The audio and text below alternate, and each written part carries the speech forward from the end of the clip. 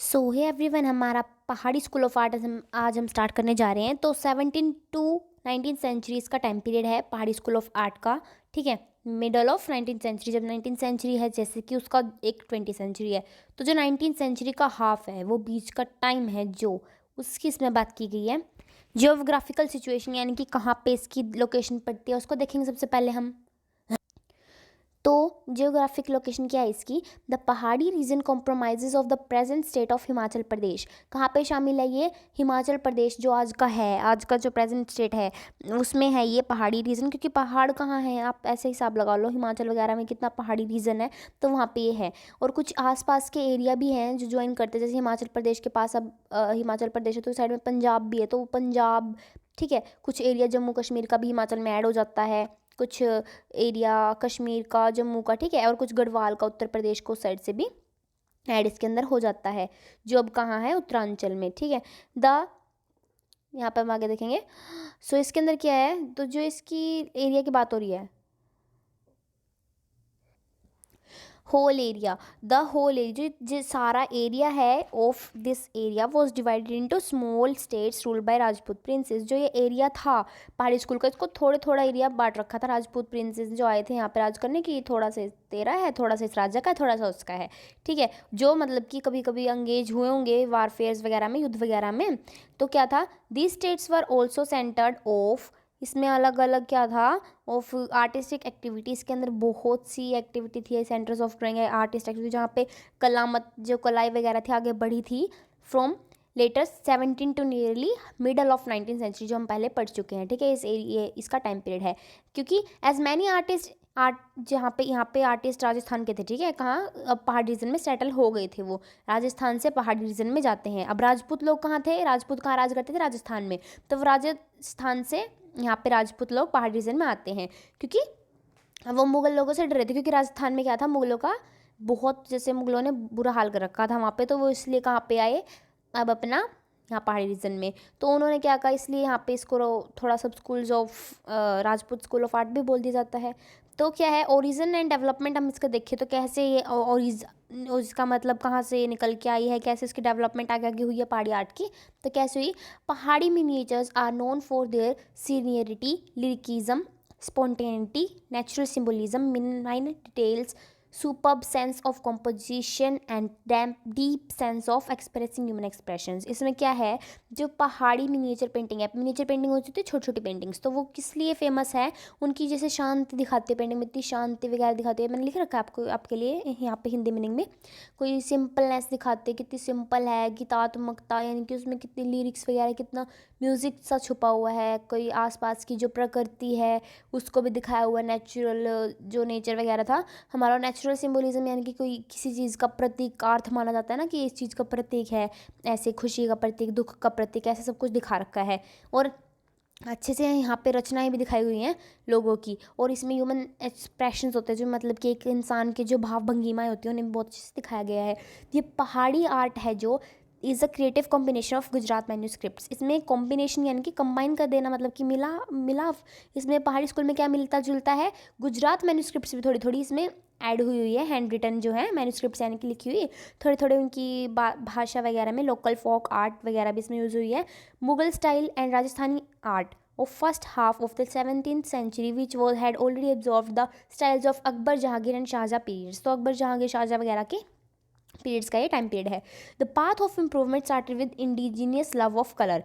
ये कहाँ से यहाँ पे स्टार्टेड हुई इम्प्रूवमेंट, जहाँ पे इंडिजीनियस लव ऑफ कलर था, कि मतलब कि अपने आसपास के लोग जो लव ऑफ कलर था, अभी हम कलरिंग करवाएंगे, मतलब होता है ना किसी को पेंटिंग पसंद है, जैसे अब यहाँ पे कलरिंग फिगर्स कहाँ पहले बसोली में बने, टू फाइनल ड्राइंग्स अच्छी, जैसे यहाँ पे फाइनल इन्होंने ड्राइंग करी, डेलिकेट कर्लिंग बिल्कुल अच्छे से, डेलिकेटली नाजुक बिल्कुल अच्छे से, हर एक फीलिंग के साथ इन्होंने कलर की, इतनी चार्मिंग फिगर्स वगैरह की बिल्कुल बनाई इन्होंने वहाँ पे, कहाँ पे, गुलेर में।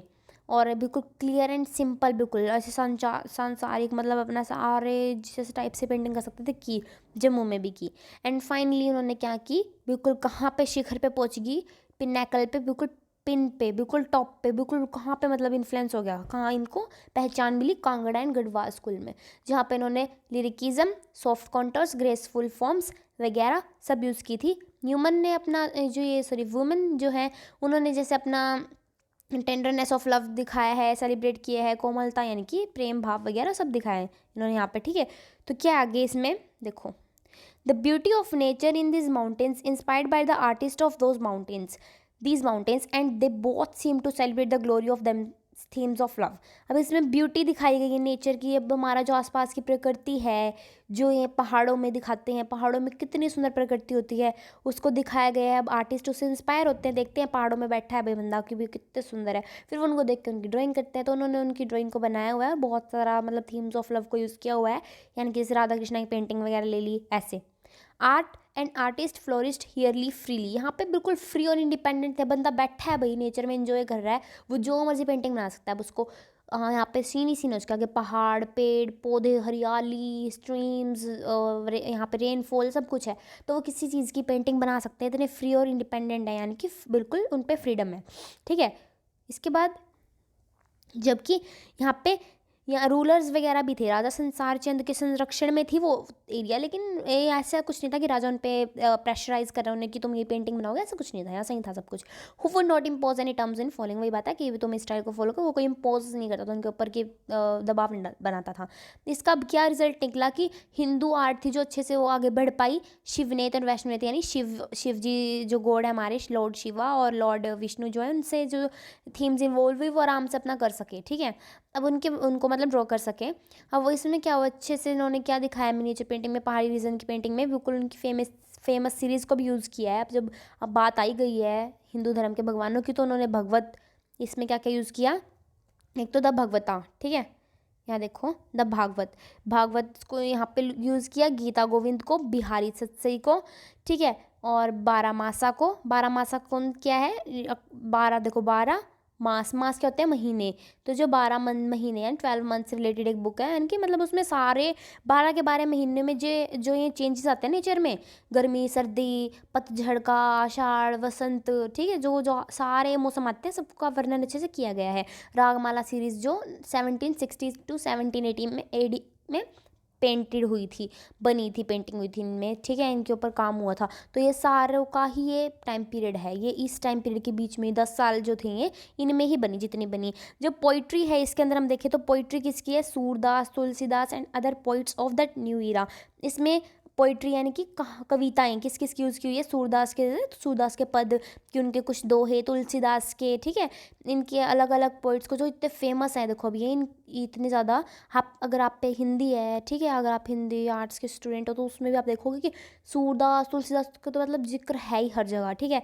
और भी बहुत अच्छे अच्छे पोइट जो इस एरिया में मतलब ईरा में वो होता है टाइम पीरियड जिसमें ये आगे बढ़े, ठीक है। Fusion of literature and painting, इसमें लिटरेचर क्या होता है, लिटरेचर लिखा हुआ होता है ना, इंग्लिश लिटरेचर, हिंदी लिटरेचर, तो जो लिखा होता है स्टोरीज टाइप वैसे एक तो वो, और जो ऐसे पेंटिंग्स होती है वो बहुत आगे इन्फ्लुएंस हुई।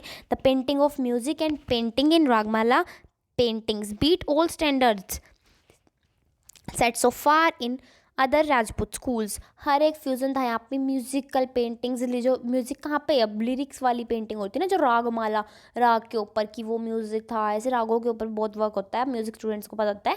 तो ब्यूटी ऑफ लैंडस्केप, जो हमारा आसपास में इतना सुंदर है, trees, hills, lakes, flowers, beauty ही ब्यूटी भरी हुई है, उन्हें दिखाते हैं। और नायिका एंड नायिका भेदा, ठीक है, नायक से नायिका भेदा या नायिका वगैरह क्यों, नायक नायिका कौन है, एक हीरो एंड हीरोइन यानी मान लो ऐसे, ठीक है, राधा एंड कृष्णा ऐसे, एंटिसिपेशन और रिग्रेट ऐसा यहाँ पे अपना दिखाते हैं वो सारा। एंड द स्पिरिट, और ये स्पिरिट आत्मा मतलब ऐसे पूरा विश्वास किसमें दिखाया उन्होंने, love of God and soul in personification of Radha and Krishna is unparalleled. ये दिखाया है कि उनका जो एक दूसरे के लिए प्यार है और उन दोनों के अंदर जो सोल, उनकी जो आत्मा बिल्कुल एक दूसरे के साथ बिल्कुल मिली हुई है, वो बिल्कुल यूनिक है राधा और कृष्णा की, ठीक है।